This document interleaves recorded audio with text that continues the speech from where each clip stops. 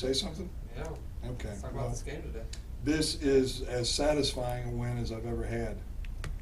I figured it up the other day. I've been coaching 35 years in college, 5 years as an assistant, and this is my 30th year as a head coach.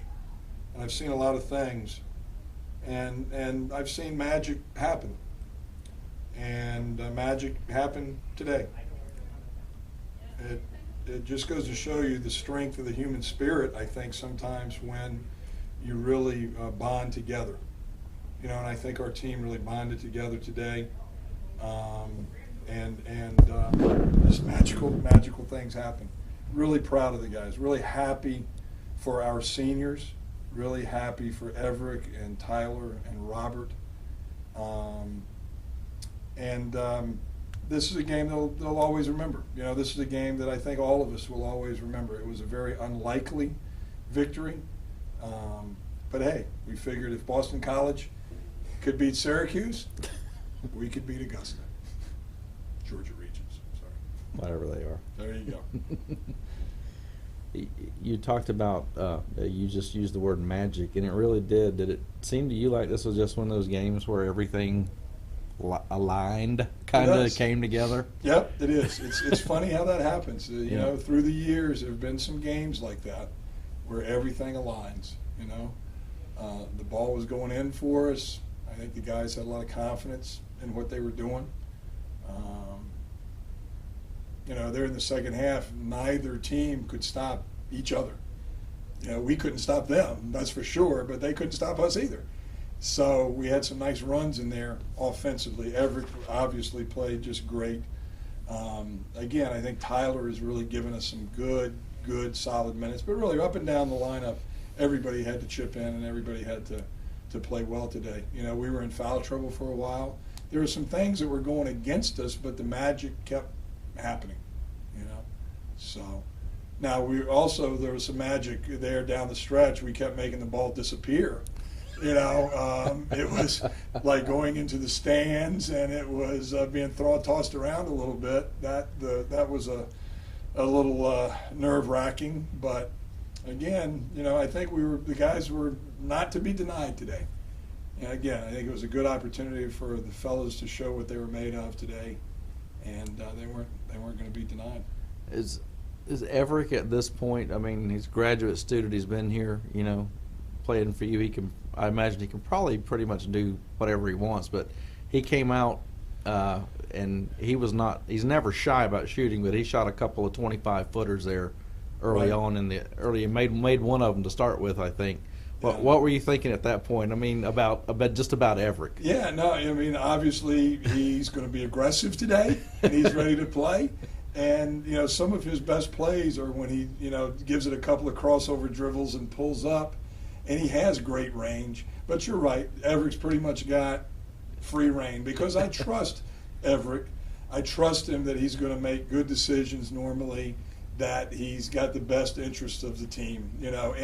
Anything he does, it's not, Evrik being selfish for Evrik. It's for what he thinks is the best for the team. So I have the utmost trust in him, as much as I've ever had in a guy. He told me he was just feeling it before the game. We talk about that. I say that a lot in practice. Yeah. I say that to a lot of the guys in practice. You got to feel it.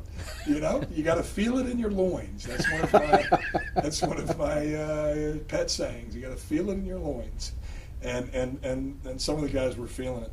Oh, Mike was feeling it. Yeah. He made some nice moves today. Yep. 34 of 39 from the line, I think, something like that. I've always said this too, that when you have new guys, that it almost takes a year to get them, ready. I wish I had more of these guys, more than 1 year, more than Mike. Now we do have, obviously. It's like we were trying to cram 2 years of teaching and 2 years of everything into 1 year. And now finally maybe we're finding a little bit of the fruits of that labor. Yeah. Mike tonight played like we thought Mike could possibly play all year, but really hasn't. But I don't know. Hopefully this can be a springboard for some of the guys individually, that Mike will play better, and Trevante do some things, and so. You said you talked about you coached a long time. Where does this game, as far as free throw shooting for your team, rank up there? I mean, that's pretty astounding right there. Really good. I mean, do you remember one offhand that a team you had shot any better than that? Yeah, no. I can't think. I mean, I through the years I've usually had pretty good free throw shooting teams. You know, we try to keep it pretty simple at the free throw line, not go through all kinds of gyrations and all that kind of stuff. One year at Charleston Southern, Winston Gordon, I had him shooting one-handed because he was so bad a free throw shooter, but he would just have one hand and just keep it, and he became pretty good. So, but clutch free throws tonight too. I think you know, David Brown, right? Clutch free throws. So that's the thing that makes me proud, is that a lot of guys can make free throws in practice and during the course of the game, but you really got to be special to make those pressure free throws down the stretch. And for the most part, boy, every one of the guys did. Yep. You know. Well, Evrik, man, just how good does it feel to beat these guys? I mean, Coach Edwards has now beaten them twice in his time here. You're actually around for both those wins, I think, against them. So. But just you don't beat them often. Just to beat Augusta, what's that feel like? Like I said, it's a real tough out at Augusta. At Augusta, when Augusta comes here, anytime you play them, it's a tough out. So it feels great to get a win against them. And in this situation, you know, like we said, we're trying to fight for that fourth spot to get in the tournament. So in this situation, and it being Augusta, it feels great. So what is it about you and homecoming the last couple of years? So, I mean, just huge scoring games for you last year on this game, and then again this year. Mm-hmm. I think it's not even just an individual thing. I think it's a team thing, because last year I know we played Young Harris at homecoming. I think they were one of the top teams in the conference. And I think we might have beat them pretty bad, maybe by about 20. Yeah. I guess we just love the crowd, the homecoming atmosphere. If we could have homecoming every night, we'd be in good shape. Yeah, I mean, I know you're not shy about shooting the ball, but I mean, you came out today and you launched a couple of pretty long ones. I mean, were you just trying to kind of make a statement that, you know, hey, you know, guard me or else, or something like that? The type of player I am, some days I just feel it, and I came out feeling it, so I wasn't really worried about, where I was on the court. If I was at half court and I felt like I could make it, it was going up. So it was just one of those days. Yep. What was the mindset going into this game? I mean, you guys are, again, kind of floundering around that fourth spot. This is one of the top teams in the conference. Probably not many people expected y'all to win this game. You guys were pretty focused, it seemed.